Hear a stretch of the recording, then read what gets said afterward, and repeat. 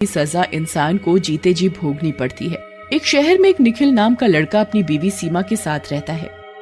निखिल पेशे से एक इंजीनियर था। वो अपने काम में बहुत ही बिजी रहता था। एक दिन सीमा के घर में एक फैमिली फंक्शन होता है। सीमा निखिल को भी जाने को बोलती है। निखिल, आज सुबह पापा का फोन आया था, घर पर एक फैमिली फंक्शन है, उन्होंने सबको निमंत्रण दिया है और तुम्हें भी साथ आने को बोला है। अरे सीमा, मैं नहीं जा सकता। मेरे पास अभी फिलहाल ऑफिस का बहुत काम है। मुझे अपनी क्लाइंट्स को काम समय पर करके देना है। मैं उन्हें टाइम से काम करके नहीं दे पाया तो बहुत दिक्कत हो जाएगी। अरे, सीमा निखिल की बात मान जाती है और अकेले जाने को तैयार हो जाती है। अगले दिन सीमा अपने पापा के घर जाने के लिए तैयार हो जाती है। निखिल, मैंने 5 दिनों के लिए तुम्हारे लिए खाना बनाने वाली को बोल दिया है। उसका नाम कोमल है। वो रोज सुबह शाम तुम्हारे लिए खाना बना दिया करेगी। ठीक है, ध्यान से जाना सीमा। बाहर बहुत बारिश हो रही है, कहीं गिर मत जाना। सीमा 5 दिनों बाद अपने घर से लौटी। वो बहुत अजीब सी हरकतें करती। उसकी आंखें हमेशा चढ़ी चढ़ी रहती। पता नहीं सीमा को क्या हुआ था।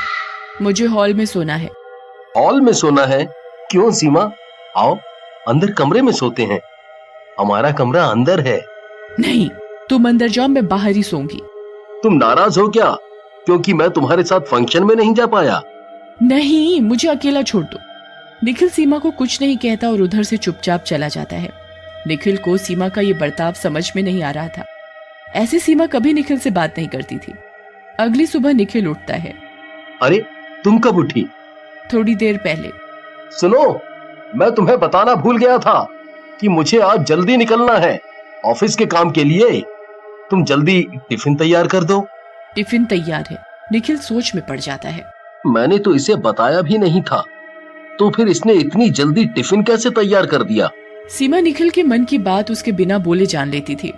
निखिल के तो होश उड़ गए जब उसने कहा, सीमा जरा सुनो, गीजर चालू कर दो और नल खोल दो, पानी भर जाएगा तो।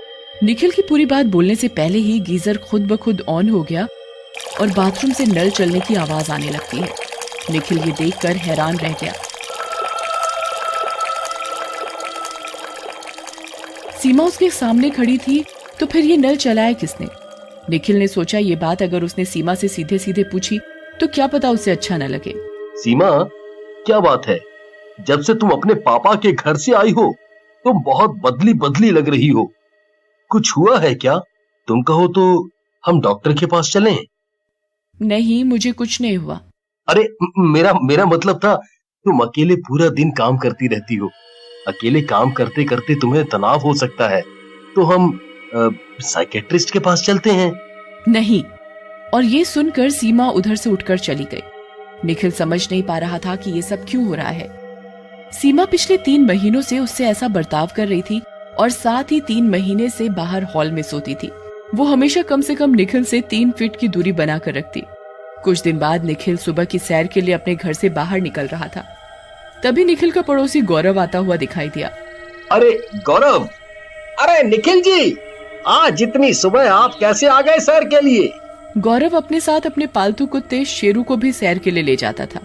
निखिल का घर देखते ही शेरू बहुत जोर जोर से भौंकने लगता है।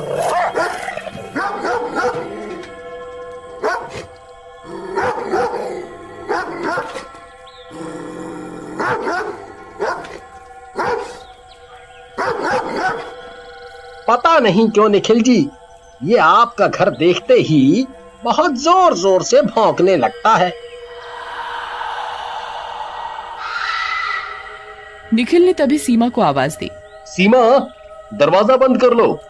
जैसे ही सीमा बाहर आई, शेरू उसे देखकर बहुत जोर जोर से भौंकने लगा।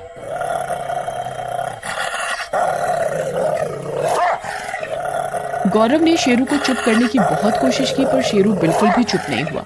वो बस भौंकता रहा। ये सब क्यों हो रहा है निखिल नहीं समझ पा रहा था। कुछ दिनों बाद निखिल जब रात को डिनर करने बैठा तब उसे ध्यान आया। सीमा, सब्जी में थोड़ा नमक टेस्ट कर लेना, कल थोड़ा कम रह गया था। फिर निखिल को लगा शायद नमक उसे ही कम लगा हो, तो उसे खुद ही टेस्ट कर लेना चाहिए। निखिल रसोई की तरफ बढ़ा। उसने वहां जो देखा वो उसे देखकर दंग रह गया। सीमा ने नमक टेस्ट करने के लिए अपना पूरा हाथ गैस पर रखी खौलती दाल में डाल दिया और वो अपना हाथ बिल्ली की तरह चाटने लगी।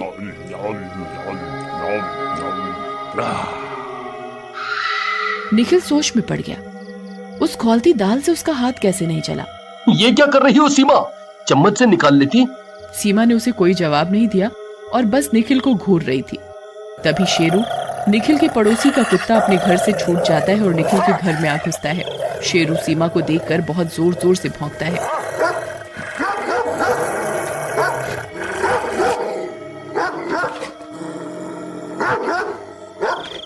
निखिल शेरू को भगाने की बहुत कोशिश करता है। जाओ शेरू, जाओ, तुम इधर क्या कर रहे हो? शेरू सिर्फ सीमा को देखकर भौंकता रहता है। तभी सीमा उसे पकड़ लेती है और उसका गला दबाने लगती है।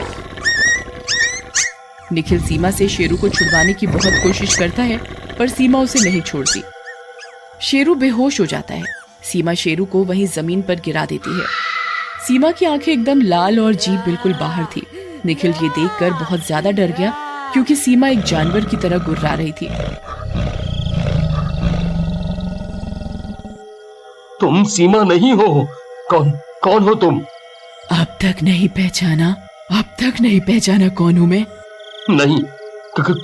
कौन हो तुम? तुम सीमा नहीं हो सकती। कोमल। कोमल? ये क्या कह रही हो तुम? कौन कोमल? सीमा दीदी ने मुझे तुम्हारे घर 5 दिन खाना बनाने के लिए जिसे बोला था, मैं वही कोमल हूँ। कोमल हूँ मैं। तूने मेरी जिंदगी हराम कर दी। अब मैं तुझे नहीं छोड़ूंगी। तुझे मैं जान से मार कर ही सांस लूंगी।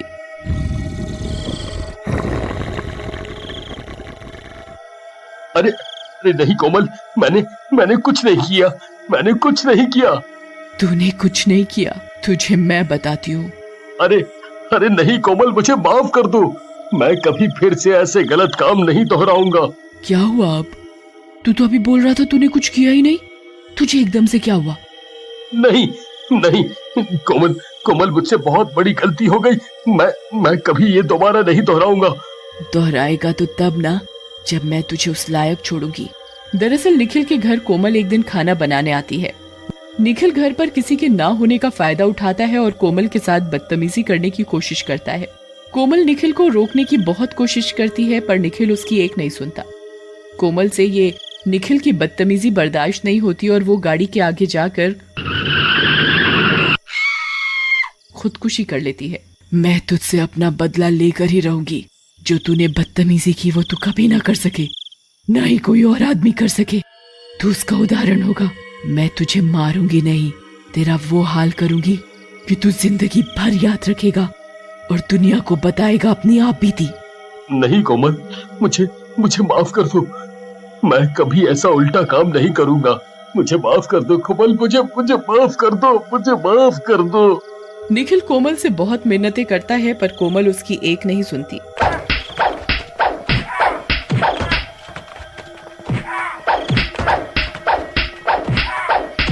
वो मार मार कर उसका हाल ऐसा बेहाल कर देती है।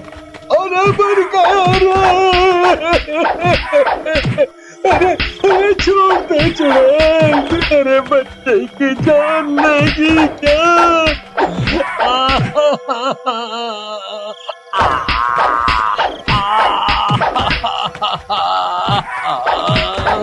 भाई, कोई मेरी मदद करो।